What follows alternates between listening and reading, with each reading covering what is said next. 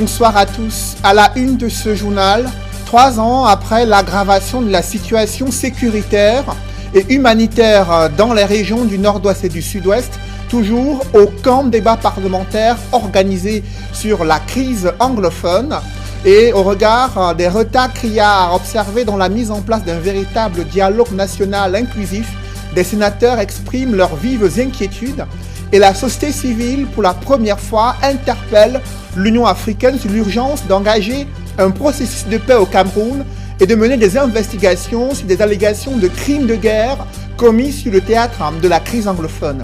Une affaire de corruption, de braconnage et bien sûr de braconnage des espèces en voie de disparition suscite des sanctions américaines à l'encontre d'un officier supérieur de la gendarmerie au Cameroun. Comment en est-on arrivé là? Élément de réponse au cœur de ce journal.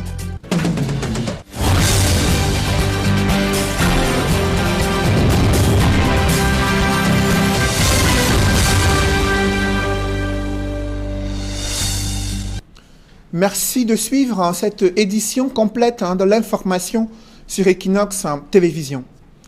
En 3 ans de crise anglophone, 9 sessions parlementaires se sont tenues sans qu'aucun débat parlementaire ne soit organisé à propos de cette crise anglophone, de ses causes profondes, des responsabilités des différents acteurs engagés dans la crise et des solutions durables pour mettre un terme à ces violences meurtrières et cette crise humanitaire qui se dessine depuis de nombreuses années. Des sénateurs viennent d'exprimer leurs vives inquiétudes, reconnaissant à la fois leur incapacité à pouvoir soulever ce débat parlementaire à l'hémicycle du côté de Yaoundé, réaction croisée à la fois de ceux de l'opposition et du parti au pouvoir dans ce reportage que signe Marcelin Gransop. C'est le cœur meurtri que les sénateurs, notamment ceux du SDF, ont quitté le palais des congrès, laissent d'attendre le début effectif du dialogue qui est censé décrisper l'atmosphère et ramener le calme dans le nord-ouest et le sud-ouest. À l'ouverture de cette session que nous venons de clôturer aujourd'hui, le président du Sénat lui-même avait sollicité qu'il faut que ce dialogue soit engagé. Et nous sommes surpris que jusqu'à aujourd'hui, nous ne voyons rien. Nous voyons seulement le dialogue dans les papiers, dans les journaux, dans la télévision. Mais en termes réels, il n'y a pas de dialogue. On joue au dilatoire et on donne l'impression qu'on va engager le dialogue. On a même renvoyé les élections. Il y a les distractions ici et là. Les vraies choses ne sont pas engagées.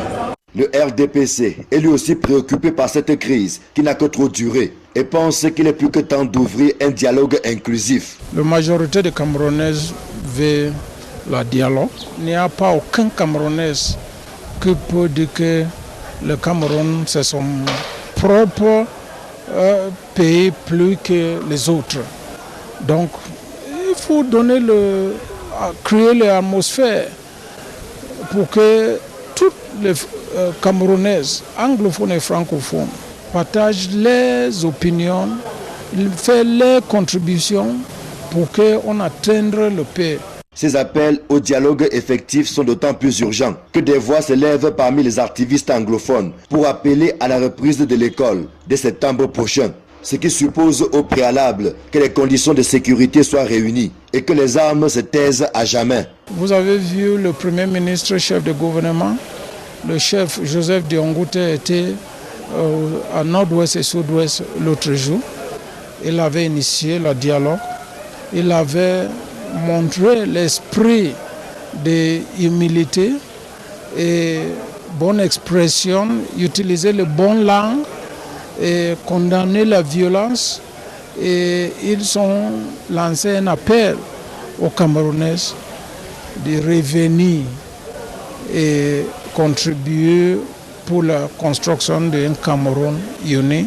En clôturant les travaux de cette deuxième session ordinaire, le président du Sénat a engagé les Camerounais, sans distinction aucune, à se dresser contre le mauvais vent qui souffle en ce moment et à œuvrer pour la promotion du dialogue, de la tolérance et du pardon. Dans la foulée, Marcel Nyat Difendi a remis aux sénateurs et personnels méritants diverses distinctions honorifiques au titre du 20 mai 2019. Une invite à œuvrer davantage à l'édification de la Chambre haute du Parlement.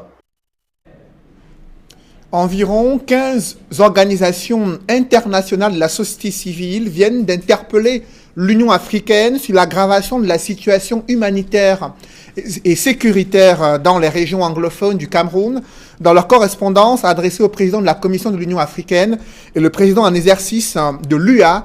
Ces organisations de la société civile demandent la mise sur pied d'une commission d'enquête pour des investigations sur les allégations de crimes contre l'humanité perpétrés au Cameroun.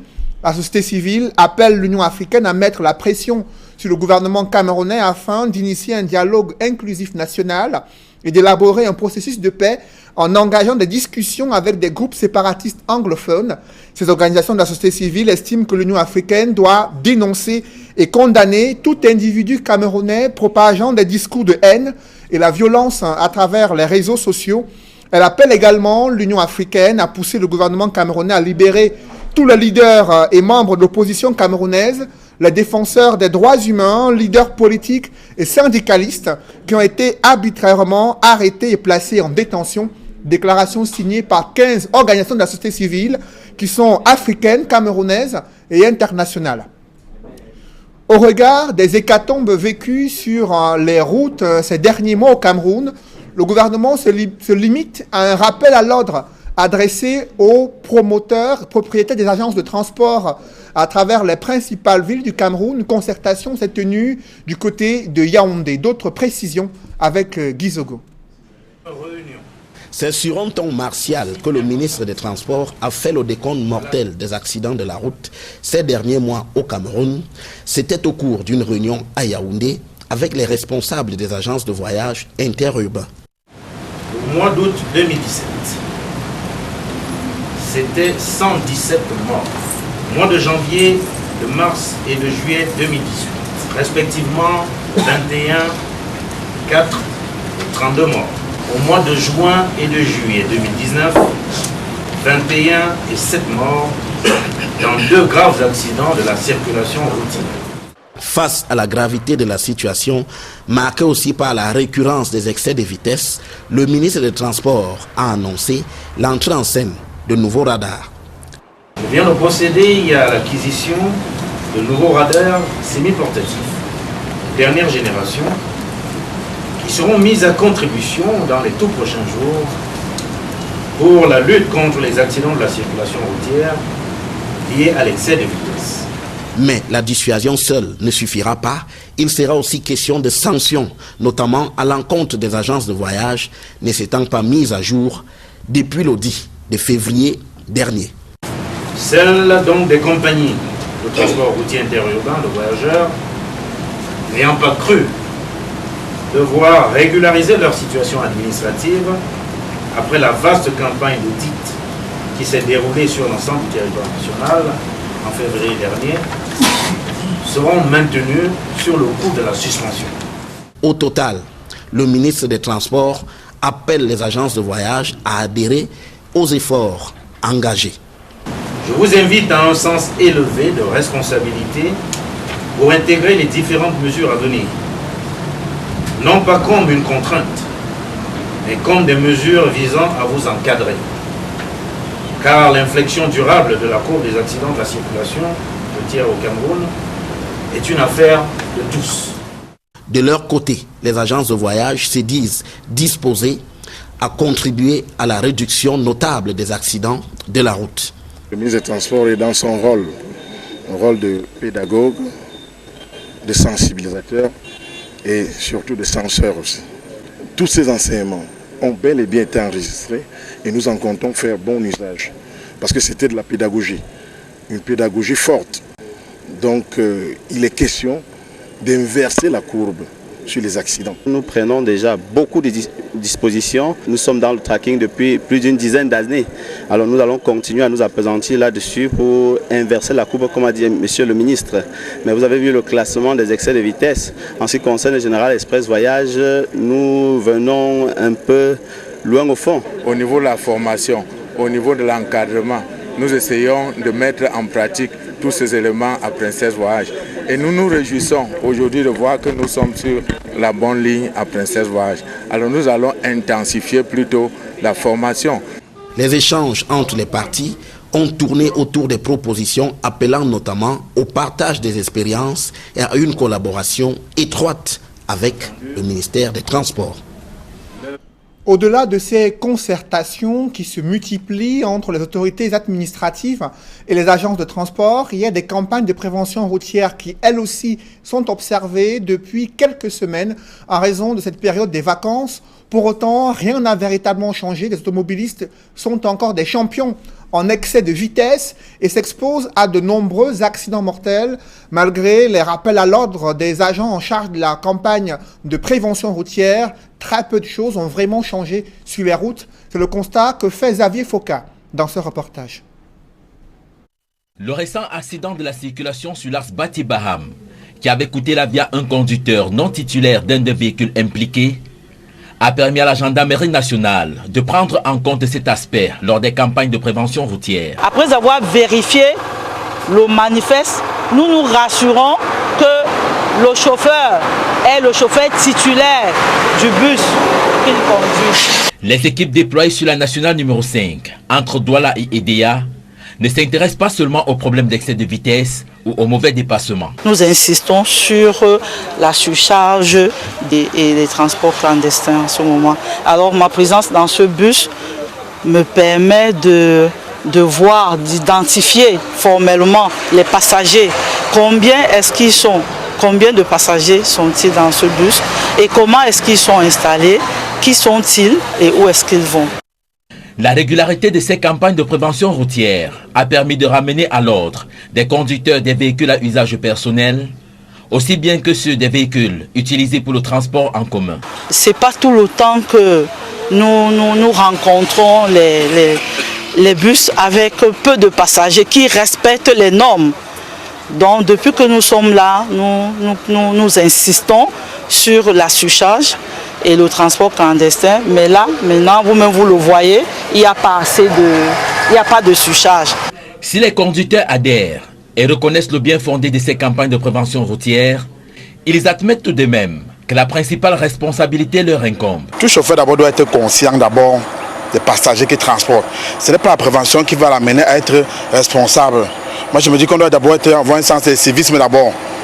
D'abord, la prévention ne vient qu'augmenter, nous orienter. Nous devons d'abord être professionnels dans notre métier. Ces conducteurs ne manquent pas l'occasion d'attirer l'attention des pouvoirs publics sur d'autres causes des accidents de la circulation sur nos routes. Généralement, c'est quand il y a les camions qui tombent en panne là qui occasionnent beaucoup d'accidents. Ce n'est pas forcément l'excès de vitesse ou bien quoi que ce soit. C'est vrai, il y a aussi les nids de poules qui sont là sur nos routes encore, sur le virage. En cette période de vacances scolaires, avec un trafic important sur les routes, les usagers doivent faire preuve de prudence et de responsabilité. Mais la préoccupation majeure reste la résolution pacifique de la crise anglophone. Et à ce propos, des députés SDF ont tenu une conférence de presse du côté de Yaoundé afin d'évoquer les points sur lesquels le gouvernement pourrait s'appuyer afin de s'engager sur une voie visant à résoudre de manière durable la crise anglophone. Je vous propose de les écouter. Cessation totale des tirs de toutes les parties impliquées dans la crise dans les régions du nord-ouest et du sud-ouest. Débat ouvert en plénière sur cette proposition de résolution et exposer la cause profonde de cette crise en vue de rechercher une solution définitive et durable. Libérer toutes les personnes en détention et accorder l'amnistie aux personnes touchées et ou impliquées dans cette crise au Cameroun et dans la diaspora. Envisager d'indemniser toutes les victimes de cette crise après une vaste évaluation de la vie et des biens détruits dans les régions du nord-ouest et du sud-ouest. Mettre en place une commission de paix, de la vérité et de la réconciliation afin de parvenir à un règlement par médiation qui impliquera les personnes à l'intérieur et à l'extérieur du pays, celles libérées de la détention, et enjoint le gouvernement à agir en conséquence. Organiser les élections uniquement après la résolution de cette crise dans les régions du nord-ouest et du sud-ouest.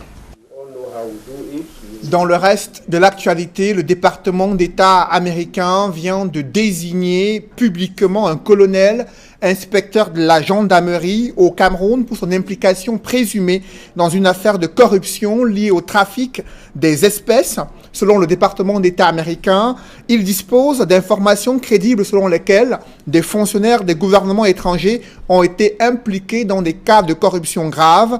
Et sur cette base, le département d'État américain vient d'interdire ce colonel et sa famille de séjour sur le sol américain. Selon le communiqué signé du secrétaire du département d'État américain, c'est un signal fort des États-Unis engagés à lutter contre la corruption et le trafic illégal des animaux en voie de disparition à travers le monde. Parlons à présent de ces affaires de noyades qui se multiplient dans la station balnéaire de Kribi, située dans la région du Sud, là où un haut fonctionnaire a perdu la vie, mort noyé alors qu'il passait un week-end en compagnie de sa famille. Cela pose le problème de la sécurité autour de ces plages du côté de Kribi. D'autres précisions avec Joseph Abena. Les plages de Kribi sont restées jusqu'à ce jour à l'état sauvage. Aucune plaque de signalisation ni une quelconque indication de sécurité. C'est dans ce contexte d'insécurité et de dangerosité que ce diplomate, venu se détendre avec sa famille ici, laissera finalement sa vie. Les experts en sauvetage aquatique peinent en vain à convaincre la communauté urbaine de Kribi de les accompagner dans la sécurisation de ces plages devenues pratiquement un cimetière pour les citoyens et autres touristes ici à Kribi. L'eau, c'est un environnement naturel, surtout la mer. Et dans la mer, il y a des baïnes. Sur le plan technique, c'est le terme qu'on utilise généralement, mais c'est un courant qui peut vous arracher de la plage pour le large, c'est-à-dire en haute mer. Et bien, si vous ne savez pas nager, vous êtes mort de noyade. Qu'est-ce qui peut causer ce courant? Ce sont les bancs de sable qui se forment à une distance proche ou lointaine de la plage. Et en fonction des mouvements des vagues et des marées, peuvent causer des courants mortels qui vont vous traîner là où vous ne pouvez pas imaginer. La mort par noyade ici est devenue un sujet banal.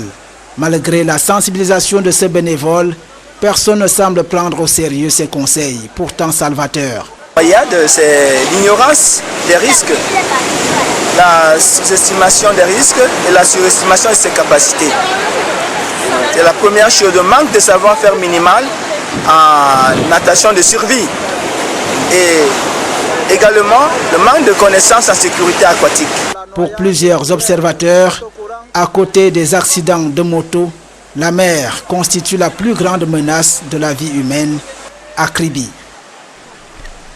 Une pluie d'hommages sur la toile après le décès de Jean-Baptiste Sipa, doyen de la presse écrite et ancien directeur de publication du journal Le Messager. S'en est allé, selon Benjamin Zébazé, qu'il a côtoyé durant de nombreuses années.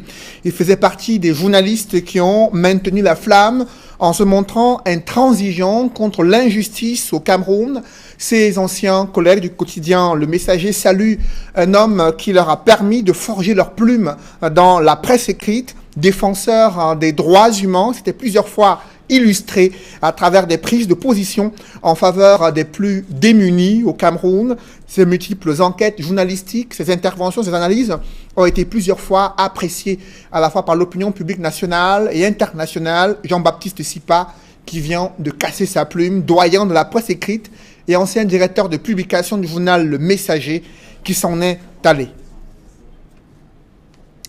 Des reportages dans ce journal, l'association Change Together s'est réunie dans la région de l'Ouest afin de pouvoir évaluer la mise en œuvre de ses objectifs. Il s'agit principalement de trouver de l'emploi pour les jeunes et de soutenir la femme rurale. D'autres précisions dans ce reportage. Se mettre ensemble pour bâtir, tel le leitmotiv de l'association Change Together qui mobilise en son sein un nombre impressionnant d'acteurs et de personnalités issus de divers corps socio-professionnels. Change est une association apolitique, c'est une association laïque. Mais Change a un objectif qui est bien précis, c'est de créer l'emploi pour les jeunes et d'améliorer les conditions de vie de la femme rurale. C'est cela notre objectif premier chez Change. L'Alliance franco-camerounaise de Tchon servit de cadre au lancement des activités de l'association Chain Together. Ceci est l'aboutissement d'un long cheminement qui aura permis de jeter les jalons et a constitué l'ossature de cette association. Elle voit le jour dans un contexte délétère marqué par le sous-emploi et le chômage ambiant en milieu jeune. Nous avons constaté que cette tranche de la population ont été abandonnées à elles-mêmes. C'est pour ça que nous avons pensé qu'il fallait les mobiliser, qu'il fallait les sensibiliser afin qu'ils prennent part au développement local, afin qu'ils prennent conscience qu'à partir de leur œuvre, ils peuvent être des hommes de demain. Pour la cheville ouvrière de cette association, Bernard Noucan, par ailleurs conseiller municipal à la commune de Tchon, il est question de promouvoir l'entrepreneuriat jeune et valoriser la femme rurale. Pour ces projets, Change a mis en place une cellule, un incubateur de projets pour jeunes et pour la femme rurale. En fait, chez Change, on est totalement orienté vers l'agriculture, vers la transformation de nos produits agricoles, vers l'amélioration des conditions de vie de nos mamans qui produisent depuis des décennies. Une série d'activités ont été organisées pour marquer d'une pierre blanche cette phase. Une marche sportive qui a permis à la cinquantaine de participants de braver plusieurs kilomètres dans la ville de Tchon. Une conférence sous le thème « Quel avenir pour les jeunes sortis de nos universités ». Un séminaire de formation, mini-foire et une soirée de gala caritative dans la salle des actes de la commune de Tchon. Orange Cameroun vient de lancer des kits visant à promouvoir l'utilisation écologique de l'énergie. Je vous propose d'en savoir davantage dans ce reportage. Au Cameroun, près de 80% de foyers en milieu rural et même urbain n'ont toujours pas accès à l'électricité. Face à la demande nationale qui peine à être satisfaite, Orange Cameroun a décidé de sortir des milliers de ménages de l'obscurité. Préoccupée du bien-être des Camerounais, la compagnie de téléphonie mobile vient de mettre sur le marché un nouveau service, Orange Energy. Nous avons travaillé à produire un kit solaire basé sur un panneau solaire, une batterie, des lampes qui assurent à tout et chacun la possibilité d'avoir de l'énergie, de l'électricité chez lui. Constitué pour l'essentiel d'un kit complet fournissant de l'énergie électrique, Orange Cameroun y a associé une plus-value, un modem pour la connexion Internet 4G et un téléviseur. Vous allez dans une agence Orange et vous payez un montant initial qui vous donne déjà le droit d'emporter le kit chez vous et de commencer à bénéficier de l'électricité gratuitement pendant 30 jours. Et ensuite, vous payez une simple mensualité par Orange Money. À travers ce nouveau service, Orange Cameroun propose au public 4 kits Energy. Le premier Orange Energy classique au prix de 204 900 francs CFA avec abonnement de 10 500 francs CFA chaque mois. Deuxième gamme Orange Energy Connect au prix de 234 900 francs CFA avec un abonnement mensuel de 12 000 francs CFA. Troisième offre Orange Energy Play en plus d'une unité centrale, un panneau solaire et 3 ampoules. Le kit comprend un téléviseur, le tout à 348 900 francs CFA pour un abonnement mensuel de 17 500 francs CFA. Enfin, la gamme VIP Orange Energy Full Pack avec Internet 4G et un téléviseur à 378 900 francs CFA pour un abonnement de 19 000 francs CFA le mois. Ces offres s'obtiennent par paiement simplifié pour un accès facile au service. La mensualité que vous payez par Orange Money vous donne par SMS un SMS qui contient le code d'activation. Ce code, vous l'introduisez via la télécommande simplement sur la batterie et vous avez la lumière pour 30 jours également. À ce service révolutionnaire, donnant accès facile à l'énergie électrique, les kits Energy bénéficient d'une garantie de la compagnie Orange Cameroun. La garantie, c'est des produits sous garantie. Orange garantit le kit, il garantit la batterie, il garantit le panneau solaire. Orange garantit également le téléviseur. et vous avez un kit qui est prêt à fonctionner pour une durée moyenne de 10 ans. Le service énergie est désormais disponible dans toutes les agences Orange et les partenaires Nationwide à travers 7 villes du Cameroun, Douala, Yaoundé, Bafoussam, Gaoundéré, Bertois, Garoua et Maroua. Mesdames, Messieurs, c'est la fin de ce journal. Merci de l'avoir suivi. Juste après cette édition de 20h, retrouvez Serge Alain Autou et ses invités pour le débrief du journal sur le plateau d'Equinox Soir. Serge Alain. Concertation à Yaoundé entre le ministre des Transports Jean-Ernest Masséna Ngalébibeye et les acteurs de ce secteur pour limiter la casse au niveau de nos axes routiers. Encore un énième rappel à l'ordre adressé à ces promoteurs d'agences de voyage plus ou moins impliqués dans les hécatombes vécues ces derniers mois au Cameroun. Malgré les sanctions prises par l'autorité administrative, rien n'a vraiment changé sur les routes, notamment durant les périodes de vacances. Et vous avez suivi le ministre menacé de fermeture certaines agences de voyage impliquées dans ces accidents. Il a cité l'enjeu de pouvoir respecter la réglementation en vigueur et de pouvoir veiller aux multiples vies des passagers qui se déplacent à travers le pays. Les promoteurs d'agences ont dit avoir compris. On attend maintenant d'apprécier le résultat de ces concertations sur le terrain. Le Social Democratic Front ne baisse pas la garde. Ces parlementaires ont formulé une fois de plus des propositions pour une sortie définitive de la crise. Environ une dizaine de points visant à pouvoir mettre un terme à 3 ans de crise anglophone. Ces points ne sont pas inconnus du grand public. Cela fait de nombreuses années déjà que le SDF, principal parti de l'opposition au Cameroun, appelle le gouvernement camerounais à pouvoir mettre sur pied des conditions visant à un véritable dialogue national inclusif. D'abord, la libération des leaders politiques et activistes anglophones arrêtés depuis de nombreuses années et placés en détention, d'autres déjà condamnés à des peines privatives de liberté. Également, il s'agit de pouvoir inclure tous les acteurs politiques dans un dialogue visant à trouver des solutions durables à la crise anglophone. Voilà, madame, monsieur, c'est donc l'essentiel du débrief. Bonne soirée à vous, Cédric Noufelet. Bonne soirée à vous, Serge Alain. Rendez-vous demain 20h. Rendez-vous demain 20h.